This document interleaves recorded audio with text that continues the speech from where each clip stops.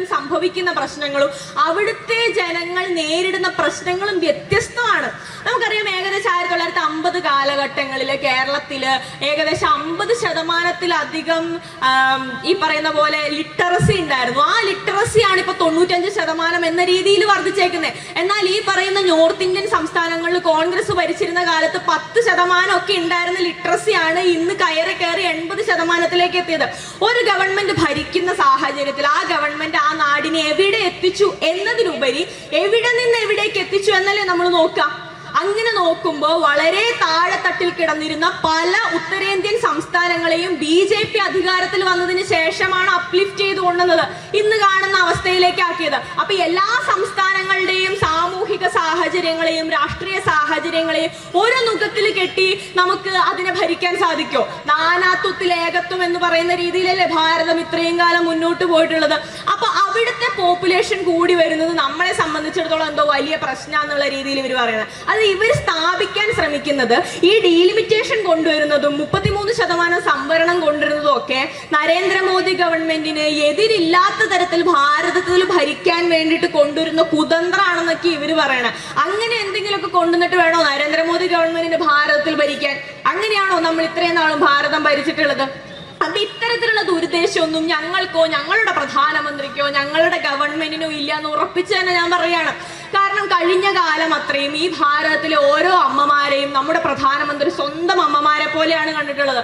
അവർക്ക് ആവശ്യമായിട്ടുള്ള എല്ലാ കാര്യങ്ങളും സ്വയം മനസ്സിലാക്കി അദ്ദേഹം ഏറ്റവും നല്ല രീതിയിൽ തന്നെ ചെയ്തു കൊടുത്തിട്ടുണ്ട്. നമ്മുടെ പെൺമക്കൾക്ക് പഠിക്കുവാൻ വേണ്ടിയിട്ടുള്ള സാഹചര്യം നമുക്കറിയാം. ഏകദേശം 12 ആഴ്ചകൾ മാത്രമേ ഉണ്ടായിരുന്നുള്ളൂ ഈ നാട്ടിൽ മെറ്റേണിറ്റി ലീവ് എന്ന് പറയുന്നത്. ആ 12 ആഴ്ച 26 ആഴ്ചയിലേക്ക് വർദ്ധിപ്പിച്ചത് ഈ പറയുന്ന ഗവൺമെന്റാ. നമ്മുടെ അമ്മമാർ ഒരു പെൺകുട്ടിയാണ് ആദ്യമായിട്ട് പ്രസവിക്കുന്നതെന്നുണ്ടെങ്കിൽ അപ്പോഴും കൊടുക്കുക കേന്ദ്ര ഗവൺമെന്റിന്റെ ആനുകൂല്യ ഗവൺമെന്റ് ഹോസ്പിറ്റലുകളിൽ. അതുപോലുള്ള ഒരുപാട് പദ്ധതികൾ ഈ പറയുന്ന കോൺഗ്രസ് കഴിഞ്ഞ് ഇത്രയും വർഷം ഭാരതത്തിൽ ഭരിച്ചിട്ട് കൊണ്ടുവരാത്ത ഒരുപാട് പദ്ധതികൾ സ്ത്രീകൾക്ക് വേണ്ടി കൊണ്ടുവന്നു. ഇന്ന് ലോക രാജ്യങ്ങളിലെല്ലാം പൈലറ്റുകളുടെ എണ്ണം എടുത്ത് നോക്കുകയാണെങ്കിൽ അതിൽ ഏറ്റവും കൂടുതൽ ശതമാനം വനിതകളായിട്ടുള്ള പൈലറ്റുകൾ ഉയർന്നു വരുന്നത് ഈ ഭാരതത്തിൽ നിന്നാണ്. കോൺഗ്രസ് ഭരിക്കുന്ന കാലഘട്ടങ്ങളിൽ നമ്മുടെ ഡിഫൻസ് ഫോഴ്സുകളിൽ സ്ത്രീകൾക്ക് പെർമനന്റ് ആവാൻ പറ്റില്ലായിരുന്നു. നമുക്കറിയാം, ഓപ്പറേഷൻ സിന്ദൂർ വന്ന സമയത്ത് 3 വനിതകളെ മുൻനിർത്തിയാണ് നമ്മൾ പ്രതികാരം ചെയ്തത്. ആ 3 വനിതകളെ മുൻനിർത്തി നമ്മുടെ രാജ്യം മറ്റുള്ള രാജ്യങ്ങൾക്ക് മുന്നിൽ പറഞ്ഞു കൊടുക്കാൻ ശ്രമിച്ചത് ഈ ഭാരതത്തെ സംബന്ധിച്ചിടത്തോളം, ഈ രാജ്യത്തെ സംബന്ധിച്ചിടത്തോളം ഞങ്ങൾക്ക് ഏറ്റവും വലുത് ഈ നാട്ടിലെ നാരി ശക്തി തന്നെയാണ്.